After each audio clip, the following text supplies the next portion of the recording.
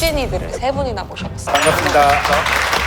참모총장 하시고 사병 30개월 하시고 저는 징집 면제. 그래서 군대 얘기 길게 하는 거 싫어요. 정의원문 특별위원장이 그렇게 한다고 했을 때 수가 되는구나 했는데 저도 특위위원장을 강력하게 소망했지만 군대를 안 갔다 와요. 의사소통 TV 구독, 좋아요 알림 설정 부탁드립니다. 감사합니다.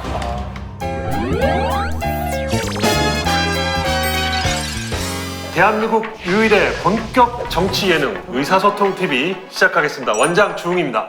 안녕하세요. 부원장 김현지입니다. 자, 오늘 환자는 굉장히 큰 환자네요. 오늘의 환자는 대한민국 국군입니다.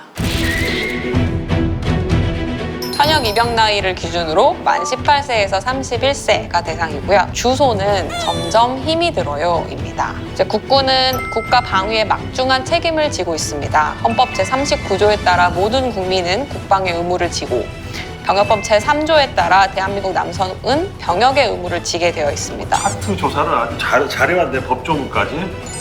네. 우리나라는 징병제인데요. 문제는 징집 대상자가 2019년은 100만 명이지만 2023년에는 76만 명 가까이로 줄어듭니다. 점점 줄어드는 징집 대상자, 우리나라 국군은 전투력 유지를 어떻게 해야 할까요? 이거를 풀어주실 전문의들 초빙됐습니까? 너무 전문적인 내용이라서 특진이들을 세 분이나 모셔봤습니다. 인사 부탁드립니다. 먼저 동시에? 아닙니다. 자, 먼저 남해 군수를 2회 역임하시고 행정자치부 장관 그리고 리틀 노무현이라고 불리셨던 경남도지사 출신의 김두관 의원님 모셨습니다. 네, 반갑습니다. 네, 다음으로 4선에 빛나시고 문재인 대통령님의 최측근 당내 전략가로 이름 높으신 최재성 의원님 모셨습니다. 반갑습니다. 안녕하세요. 이어서 아덴만 여명 작전의 영웅이셨죠. 그리고 해군 참모총장 출신이시고 노란 리본으로 또 유명하신 황기천 참모총장님 나오셨습니다. 반갑습니다. 반갑습니다. 김두관 의원님 진짜하니 이장부터 시작하셨다고. 예, 경남 남해 이열이라는 작은 마을 이장부터 시작했습니다. 정치 역사에 그런 경우가 굉장히 드물지 않나요? 예, 우리나라 지방자치 역사가 25년밖에 안 돼서 마을 이장, 또 기초자치정부의 군수, 강력지방정부인 도지사, 그리고 그 도와 시군구를 지원하는 부처인 행정자치부, 이렇게 경로를 걸어온 사람은 제가 한 명이었습니다. 그래서 지금 이장 출신 군수 최초, 이장 출신 도지사, 이장 출신 장관. 어디다 붙여도 다 되셔서 그렇죠. 좋은 것 같습니다. 경남 도지사도 하시고 대선 출마까지 하셨던 아주 무거운 게스트신데 오늘 이 자리에 나오셨는데 의사소통 TV 혹시 입소문 들으셨나요? 우리 보좌관들 통해 들었는데 미안합니다. 앞으로 시청하도록 하겠습니다. 이렇게 구독자가 한 명 늘었습니다. 다음은 최재성 의원님 뵈면 제가 첫 번째 질문하고 싶었던 게 이 검색창에다 최재성 쳤는데 제가 알고 있는 그 배우보다 먼저 나오시더라고요. 그게요. 네. 엎치락뒤치락해요. 엄색지합니까? 네. 그분이 이제 드라마나 뭐 나오셔가지고 노출이 이제 많이 되시면 그분이 이제 앞에 가기도 하고. 여명은 운동자 때는 배우 최재성이 먼저 나오고. 그러셨겠죠. 당연히 정치를 안 했죠. 아, 그런가요? 근데 멘트는 잘해주신 것 같습니다. 아덴만의 여명의 영웅이 나와 계시기 때문에 네, 잘해주신 것 같습니다. 최근에 출판 기념회 하셨다고. 예, 그래서 3일날 했습니다. 체육관을 꽉 채울 만큼 대박이 났다고 제가 들었는데요. 장소가 마땅치 않아가지고 대안이 없어서 큰 걸 얻었어요. 그래서 결혼식 날짜 잡고 신부 구하는 격으로 장소를 잡았으니까 이제 막 송파분들에서 많이들 좀 와주시라고 그렇게 해서 다행히 잘 치렀습니다. 지난번 보궐선거 하시고 이제 또 선거가 다가오는데 그때 분이랑 요즘 분이랑 좀 비교해 보시면 많이 다르죠. 그리고 송파 이제 을 지역, 제 지역 같은 경우에는 민주당이 사실상 처음 된 데예요. 자유한국당 후보하고 선거를 해서 처음 이긴 지역입니다. 오늘 최초가 맞네요. 네, 예. 대단하십니다. 작년하고는 완전히 달라요, 상황이. 거기서 4선 고지에 올라가신 거죠? 송파 초선입니다. 오늘 왜 그래요, 자꾸? 죄송합니다. 네.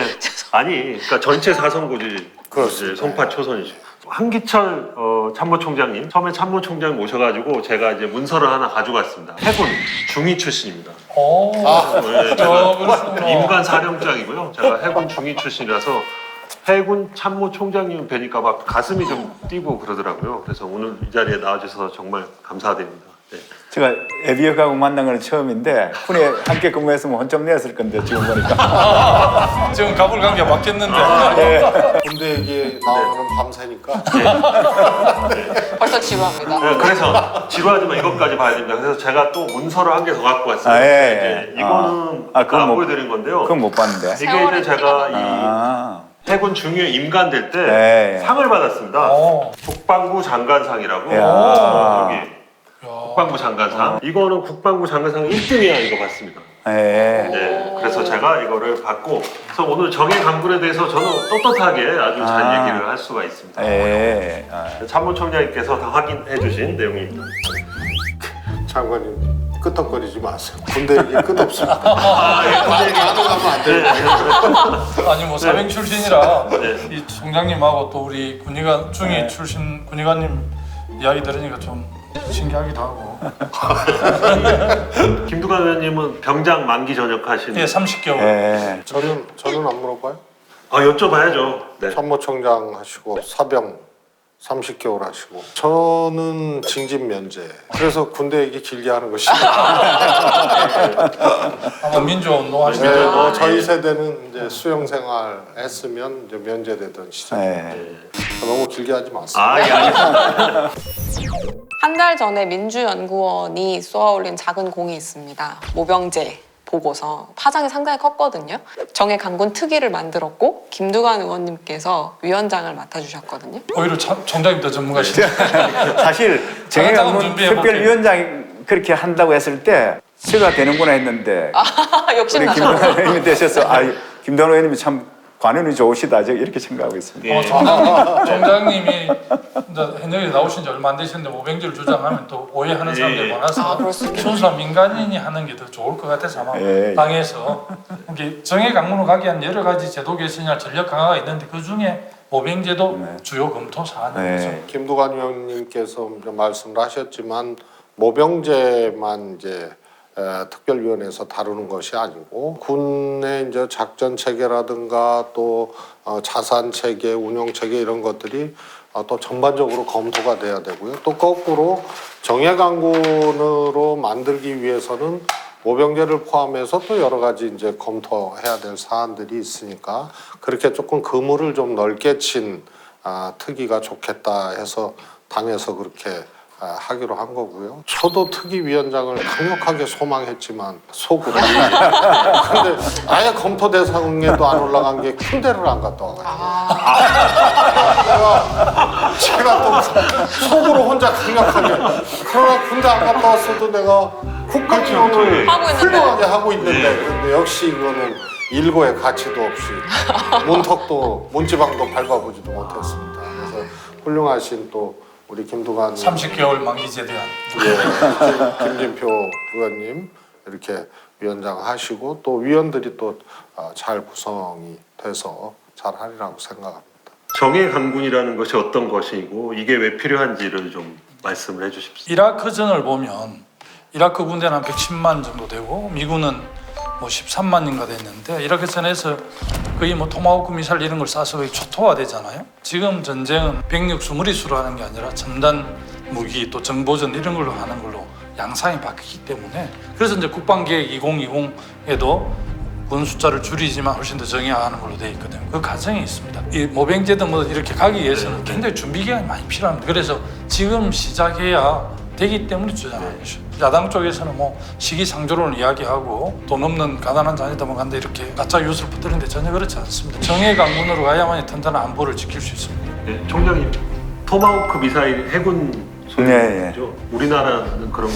예, 지금 없지만은 예. 우리나라도 아주 정밀하게 타격할 수 있는, 요격할 수 있는 무기들이 많이 있습니다. 사실 많이 있고 제가 볼 때는 앞으로 이 전쟁의 그 패러다임은 어떤 소모전이나 병력 그 대규모 병전이 아니라 정밀 타격전이지 않습니까? 예. 북한이 핵과 미사일을 지금 개발하고 있고 이러지만은 결국 그것 또한 보면 북한의 전략의 변화라고 봅니다. 이에 맞추어서 우리도 앞으로 그런 방금 말씀하신 바와 같이 정예 병력을 육성해서 효과적으로 거기에 대응해야 될 것으로 그렇게 보고 있습니다.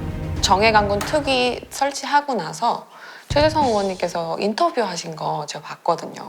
국방부가 기득권을 내려놓지 않기 때문에 논의조차 피하고 있다. 저는 뭐 기득권이라는 표현보다는 기존의 관성 이런 것에 매몰되어 있는 것 아닌가 싶습니다.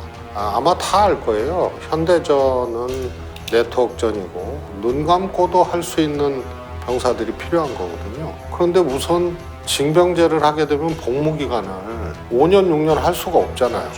그래서 그게 한계예요. 그리고 내후년이면은 18개월로 줄어요. 그러니까 숙련도를 정점으로 올려놓기도 전에 제대를 해야 되는 거죠. 그래서 현대전의 양상이 이렇게 바뀌었다는 건 다 알면서도 병력 숫자를 유지하려고 약군으로 갈 수밖에 없는 몇 가지 실책을 합니다. 그게 10만 정도만 사병 줄이자. 그래서 사병 30만, 또 간부 20만에서 전체 50만에서 현재 60만에서 10만을 줄이자고 하는 건데 우선은 인구가 줄어드니까 신검 합격률, 현역으로 가는 합격률을 90%로 늘리겠다는 거예요. 높이겠다는 거예요. 그러니까 이게 적절치 않은 사람이 갈 수도 있고 그래서 어거지로 이제 또 끼워 맞추게 되는 이런 잘못된 이제 방향으로 가고 있기 때문에 관성을 버리고 바라봐야 된다 이런 뜻으로 제가 기득권이라고 표현을 했던 거예요. 국방부의 기득권이라는 말도 맞지만 좀 더 들어가 보면 육군의 기득권이 굉장히 많이 작동하는 것 같아요. 육군이요. 사실은 이제 정예강군으로 간다는 의미는 해공군력이 훨씬 더 강화하는 게 우리 국방에 훨씬 도움이 되거든요. 근데 사실은 이제 국방부도 육군 출신들이 다 장악하고 있다고 해서 이제 우리가 비유를 해서 국방부를 육방부라고 하는데 정예강군으로 가는 과정에서 해군과 공군력 훨씬 더 키우는 게 세계적인 추세입니다. 네. 그래서 그 점도 국방계획에 많이 좀 반영이 돼야 되겠죠. 제가 아까 최재성 의원님 말씀 중에 저희 의료계하고 또 비슷한 게 있어서 말씀드리면 저희는 매년 3월 1일에 다 진급을 합니다. 그래서 전공 1년차가 2년차가 되고 2년차 3년차가 되고 그래서 손이 바뀐단 말이죠. 저희들끼리는 3월 달에는 대학병원을 가지 마라 이런 격언이 있습니다. 격언이요?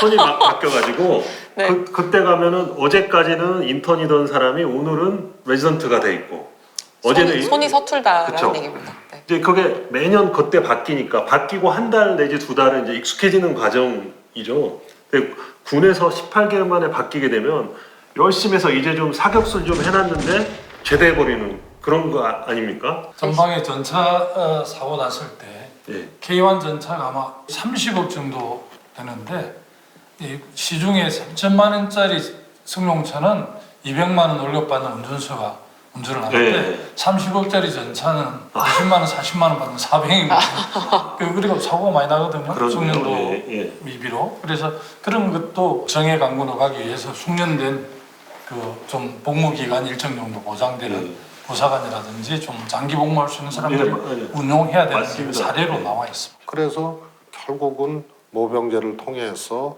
숙련도를 높이는 것이 정예강군으로 가는 아주 기본이다. 그런데 그 또 전제가 적정 병력 수가 몇 명이냐 그거를 해야 돼요. 그래서 솔직히 얘기하면 제가 조금 문제의식을 느끼는 게 적정 병력 수를 50만으로 하고 그중에 50만 중에 30만을 사병으로 한 근거를 좀 갖고 와봐라 했더니 과거부터 지금까지 병력수 산출에 대해서는 아무 자료가 없어요. 국방부예요? 네, 그냥 하는 거예요. 그래서 저는 그건 관성이고 일종의 기득권일 수도 있다라고 생각을 하는 겁니다. 도대체 30만을 사병 유지하려고 하면 왜 30만인지가 있어야 될 거 아니에요. 그래서 그게 없습니다. 현대전에 맞게 네. 그에 맞는 전력 체계에 맞게 몇 명이 적정하냐 이것을 먼저 산출을 해야 된다고 봅니다. 모병제를 둘러싼 우려가 분명히 있거든요. 예. 그러니까 세 분의 국방 전문가를 어렵게 모신 기회에 이런 의혹을 좀 해소해 주셨으면 좋겠어요. 두 가지 문제를 제기하는 것 같아요. 모병제 할 경우 문제를. 하나가 모병이 잘 안 되면 어떡하냐. 네. 그래서 대만의 예를 이렇게 드는 것 같아요.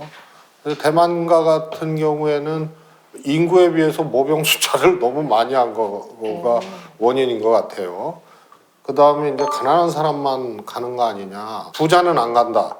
그럼 우리 사회에서 안 간다, 신의 아들, 부자, 슈퍼리치 이렇게 분류할 수 있는 분들이 제가 보기엔 1% 정도고요. 사실 1% 정도 되는 분들은 사회적인 뭐라 그럴까요? 윤리적인 그런 권고를 받게 되는데 미국의 예도 있고 유럽의 예도 있거든요. 벨렌베리 그룹 같은 경우에는 해군 장교를 가는 게 그 기업의 가문의 전통이고 그래서 분단 상황, 모병제 이런 상황에서 아주 부자들의 자녀들이 안 가게 되고 이러면은 도덕성을 촉발시켜서 윤리성을 촉발시켜서 하나의 이 부자들도 가게 되는 문화도 만들어질 수 있지 않나 싶습니다. 좀 과거 사례인데 아르헨티나하고 영국 포클랜드 전쟁을 했는데요. 그 당시에 해군 전투기 조종사로 영국 왕자가 갔습니다. 그래서 뭐 존경을 받는 왕실이 되는 거죠. 그래서 이 군대의 가산점 공무원 제도가 있었잖아요. 지금 아마 폐지됐는데 사실은 이제 이런 상황에서 자원해서 또 가는 사람들은 정말 공무원 시험이라든지 또 공직에 나가는데 인센티브를 주는 이런 방식도 있을 수 있고요. 좀 젠더 이슈가 있었던 게 이 군 가산점 아까 말씀하신 그건데 이렇게 되면 여성도 같이 모병하시는 거죠? 며칠 전에 제가 그 신문에 사진이 멋진 사진이 있는데 우리나라 최초로 항공작전사령관에 여성 됐죠. 장군 투스타가 나왔거든요. 그럴 정도로 지금 이제 여군들도 많아지기도 하고요. 근데 앞으로 아마 이 첨단전에서 오히려 여성의 그 섬세한 게 훨씬 더 역할을 하지 않을까 이런 측면도 있고 지금도 지금 부사관이 상당히 경쟁이 치열하지 않습니까? 그렇습니다. 저희들 뭐 지금 여군들 보면 일반이 6대 1인데 부사관 여군 수준은 한 10대 1 이상 될 겁니다. 예. 그런데 이걸 조금 국방과 병역 체계와 사회적인 재관계를 또 이렇게 연결해서 보면 군대를 감으로 인해서 입직, 직업에 들어가는 연령이 높아지죠. 입직 연령이 높아진다는 거는 퇴직이 2, 3년 빨라진다는 거예요. 그렇네요. 그렇잖아요. 예. 징병제 때문에 나타나는 사회적 손실이 보고서에 의하면 14조 정도 되는데 그래서 이런 손실과 비용까지 합치면 상당한 사회적 손실이 또 수반이 되는 겁니다. 지금 자연스럽게 재정 말씀이 이제 나왔는데 이게 300만 원 기준으로 네. 30만 명의 모병제를 통한 군사에게 급여를 지급할 경우 연간 10조 원이 필요하다 이런 계산이 있는데 완전 잘못된 계산이고요. 우선 300만 원이 적절하냐 이 문제에 대한 논란이 있을 수 있는데 저는 소위 말해서 이제 4년제 대학을 나온 사람의 초급 수준으로 시작을 하고 복무기간이 뭐 40개월이다 그러면 그거에 맞춰서 조금씩 더 지급을 하는 이런 이제 방식이 좋지 않겠냐가 하나 있고요. 하나는 우선 병력을 적정 병력 수로 사병 병력을 좀 감축하는 게 전제돼야 됩니다. 그러면 지금 30만에서 21만으로 감축하는 시뮬레이션을 놓고 보니 평균 한 2조 3천억 정도가 이제 추가로 들어가게 되는 겁니다. 그런데 2조 3천억도 많다고 얘기하는 분들이 있다면 MB 정부 때 4대강에 22조를 넣으면서 20에서 25만 개 일자리를 만들겠다고 했어요. 그러면 1조당 그때는 10,000개 일자리 정도가 생기는 걸로 그 당시에는 보통 이렇게 추산을 했거든요. 그런데 2조 3천억이 더 들어가서 21만 명이 유급병사화 된다고 하면은 그래서 굳이 일자리로 연결시키자면 지금 시대에서는 도저히 나올 수 있는 가장 효율적인 투자가 돼요. 지금 이제 제가 중국에 있으면서 보니까 중국 사람들은 모병제를 하지 않습니까? 모병제를 하는데 출산율하고 굉장히 관계가 되는 것 같아요. 대학을 졸업하면 바로 결혼하려고 그럽니다, 학생들이. 그렇게 보면 저희들 이제 대학 다니면서 군에 갔다 와야 되고 그것도 이어지는 어떤 또 직장이나 이런 게 있는데 군에 가지 않는다는 그런 부담이 없어서 애들을 빨리 넣고 빨리 넣고 총장님 말씀은 모병제가 출산율을 올리는 데도 조금 기여할 수 있겠다. 그런 측면에서 제가 뭐 이것저것 맞다 틀리다는 뜻이 아니고 그런 부분들은 다 보완되어야 되기 때문에 출산율 증가에는 상당히 많은 기여를 할 것이다. 아무래도 조기 결혼이 되지 않겠습니까? 뭐 그렇게 되면 그게 아주 국민들의 설득력이 있겠네요. 보고 빠져 있는 것 같아요. 네. 제가 지금까지 본 모병제 해야 된다는 논거 중에 가장 솔깃한 그런 점에서는 그런 점에서는 우리 출산율을 높이고 산부인과 의사로서도 조기 결혼을 가장 할수 있는 솔깃한 네, 솔깃하고요. 마지막으로 이제 모병제 발표했을 때 여론이 보면 반대가 52%, 찬성이 33%였어요 처음에. 근데 12월 초부터 이제 여론이 약간 바뀌었거든요. 어떻게 됐습니까? 66%대 30% 찬성이 66%입니다. 물론 여론조사 때 반대 프레이밍이라고 해서 반대 의견을 들려준 다음에는 결과가 조금 달라지긴 했지만 그래도 찬성 의견이 52%로 앞섰거든요. 저는 국민 여론이 근소하게라도 찬성이 많다고 봅니다. 특징적인 것이 40대 찬성이 좀 많고 또 20대는 의외로 아직까지는 좀 경합 이런 이제 양상인 것 같고요.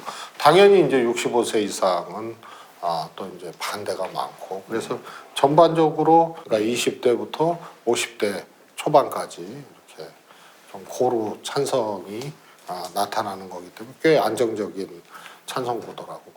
그러면 총장님 앞으로 우리 군이 가야 될 방향, 미래 비전 이런 것 좀 한번 말씀해 주시죠. 우리 군이 뭐 가야 될 목표는 정확합니다. 정예강군입니다. 그리고 또 정예강군이 돼야 우리 국민의 안전과 생명을 다 지킬 수 있는 그런 능력을 갖추고요. 그래 하기 위해서는 어떤 정치적인 어떤 그런 이해관계보다는 정말로 나라의 그 앞날을 위해서 우리 지금의 어떤 여러 가지 닥쳐 있는 그런 환경 속에서 잘